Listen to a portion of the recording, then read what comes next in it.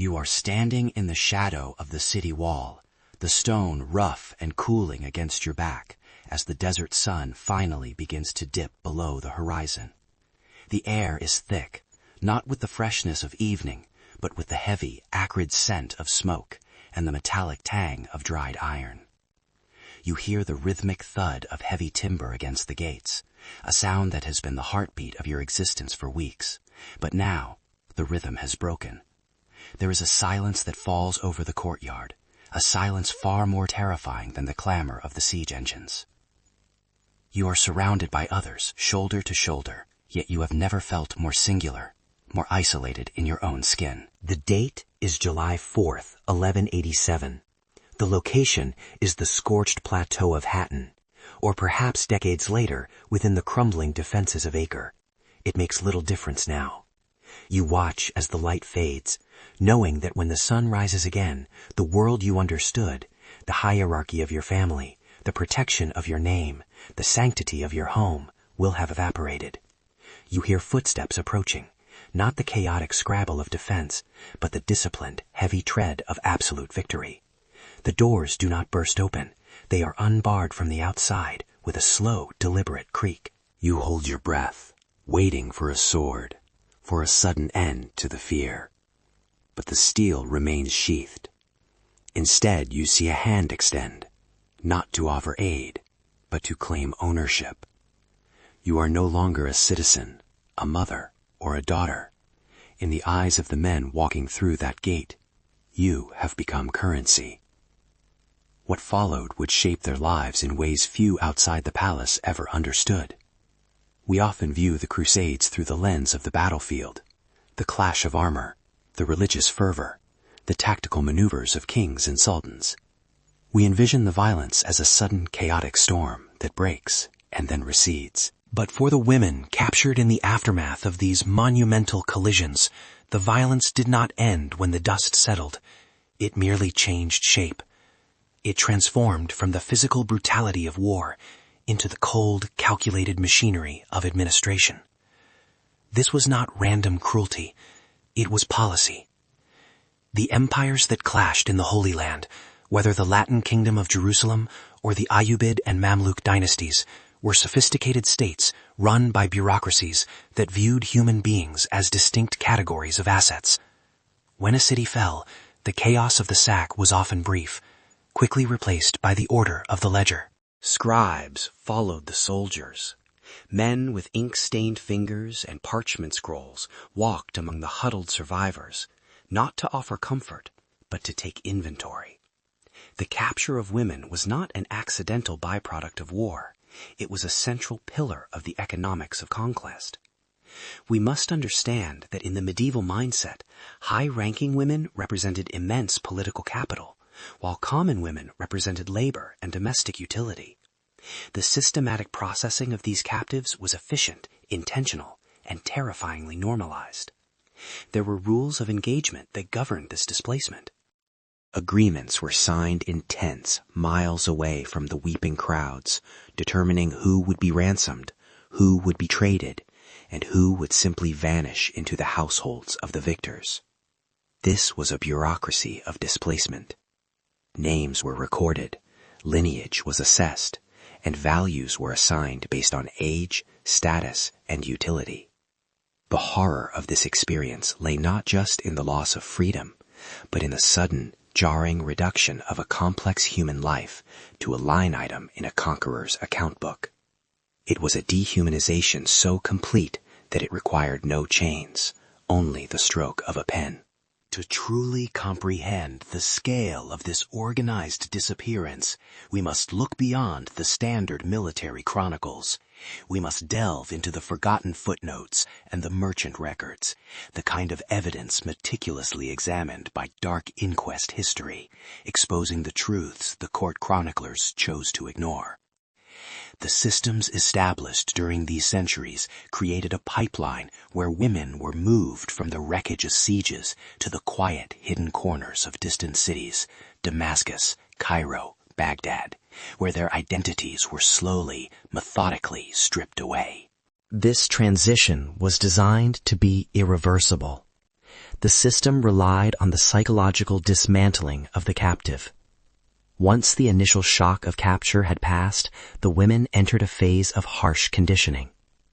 They were separated from their kinsmen, isolating them from any familiar support structure. The language spoken around them changed. The clothes they were forced to wear changed. The very architecture of their confinement, high walls, latticed windows, internal courtyards, was designed to turn their gaze inward, to enforce a new reality where the outside world was a memory that must be suppressed to survive. Consider the journey itself. The physical distance traveled by these captives was often vast, traversing arid landscapes that served as natural prisons. A woman captured in the coastal cities of the Levant might find herself months later in a palace in Cairo or a fortress in Aleppo. This was a forced migration of thousands, a silent exodus that the history books gloss over as mere spoils of war. But for the individual standing in that caravan, each step was a further severance from the self. The fear during these journeys was a constant, suffocating companion. It was not just the fear of physical harm, which was a pervasive threat, but the fear of the unknown destination. They did not know if they were being taken to be held for ransom, a process that could take years of negotiation and gathered funds, or if they were destined for permanent servitude. This uncertainty was a weapon used by their captors. By keeping the captives in the dark about their ultimate fate, the system ensured compliance. Hope became a dangerous thing, a vulnerability that could be exploited. The women learned quickly that silence was their safest shield. To speak out, to resist, was to invite severe mistreatment or to be relegated to worse conditions. So a heavy, collective silence fell over these groups, a silence that traveled with them across the sands. There is a profound tragedy in the fact that many of these women were high value, only as long as they were remembered by those they left behind. The ransom system was a cold equation. If a family in Europe or the remnants of the Crusader states could pay, the woman was a guest, treated with a degree of distant respect. If the money did not come, if the family was dead or destitute or simply chose to move on, the woman's status plummeted. She shifted from a political pawn to a permanent possession. This abandonment was perhaps the deepest psychological wound of all. To realize that the world you came from had ceased to look for you, that the negotiations had stopped, was to accept a kind of social death long before the body perished. If you believe that these silent voices, lost to the mechanisms of history, deserve to be heard and remembered, join us in continuing this mission to uncover the past. Let us zoom in on the human cost, focusing not on the nameless masses, but on the specific suffocating reality of the individual. History gives us glimpses of figures like Sibylla or the princesses of the Crusader states, women whose lineage made them valuable bargaining chips. But consider the thousands of unnamed women, the merchant's daughter from Antioch, the weaver's wife from Tripoli. For them, there were no royal chroniclers to record their endurance. Their experience was defined by a terrifying intimacy with their captors' domestic worlds. They were moved into the sphere of the hidden. In the great households of the East, there was a strict demarcation between the public and the private. These women vanished behind the veil of the harem or the domestic quarters. But do not let the romanticized paintings of later centuries fool you. This was not a life of leisure. It was a life of surveillance. They lived under the constant watchful eyes of guards and senior servants. Every movement was regulated. Every interaction was monitored. The loss of autonomy was absolute. The psychological toll of this environment is difficult to overstate. These women were often forced to convert, not necessarily through the sword, but through the slow, grinding pressure of necessity. To retain their own faith was to remain an outsider, a pariah within the household, subject to harsher duties and greater suspicion. To convert was to gain a sliver of acceptance, a measure of safety.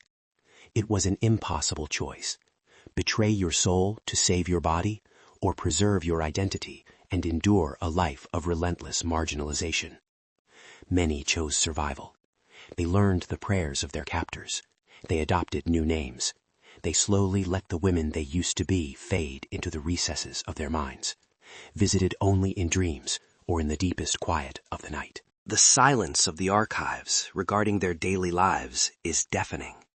We know they were there because of the census records and the casual mentions in legal texts regarding inheritance and slavery. But we do not have their diaries. We do not have their letters. We have only the negative space where their voices should be. This absence is heavy. It speaks of a fear so pervasive that it stifled the very impulse to record one's own existence. They lived in a state of suspended animation, waiting for a rescue that, for the vast majority, never came. They watched the seasons change through narrow windows, marking the passage of time by the graying of their own hair and the growing fluency of their children in a language that was not their mother tongue. The climax of this tragedy does not happen on a battlefield. It does not happen with the fall of a hammer or the swing of a blade. It happens in a quiet room with the realization of finality. Imagine a woman who has spent 5 years in captivity. She has learned the language, however brokenly. She has performed the labor demanded of her. She has survived the severe mistreatment that marked her early days of resistance. Now, a messenger arrives. There is a rumor of a peace treaty, a prisoner exchange. For a brief, agonizing moment, the old hope flares to life. Her heart hammers against her ribs, the rhythm of the siege returning. But then, the news is delivered. The exchange is for soldiers only. Or perhaps her family has declared her legally dead to settle an estate dispute back in France or England. The door to her past is not just closed, it is bricked over. This is the breaking point. It is the moment the internal light is extinguished. There is no scream, for to scream is to admit that there was still hope to be crushed. Instead, there is a profound, terrifying stillness. She looks at her hands, hands that have scrubbed floors, carried water, and perhaps nursed children born of a forced union, and realizes they are the only things she owns. She turns away from the window that faces the west. She stops looking for the dust cloud of a delivering army. She walks back into the shadows of the household, her step heavy but steady. In this moment, the captive dies, and the survivor is born. It is a darker, colder existence, stripped of illusion. She accepts that she will never again see the green fields of her homeland or hear the church bells of her village. She accepts that her bones will rest in this foreign soil. This acceptance is the ultimate victory of the system. It has not just captured her body, it has colonized her future. She becomes a ghost in her own life, haunting the corridors of a history that has already moved on without her. The aftermath of this systemic absorption was a slow rewriting of cultural memory. These women did not simply vanish. They were absorbed into the fabric of the society that captured them. They became mothers to a new generation. Their bloodlines merged with those of their captors. In the courts of Cairo and the markets of Damascus, blue eyes or fair hair occasionally surfaced in the population, genetic echoes of a forgotten conflict. But the stories of how those traits arrived were often suppressed. It was not advantageous for a prominent family to highlight a lineage of captivity. It was not honorable for the Crusaders to dwell on the women they failed to protect. And so a mutual agreement of silence emerged. In Europe, the families of the lost women held funerals for empty coffins, preferring the dignity of a presumed death to the complex shame of captivity. In the East, the women were woven into the tapestry of the household, their origins becoming a whisper, then a myth, and finally, nothing at all.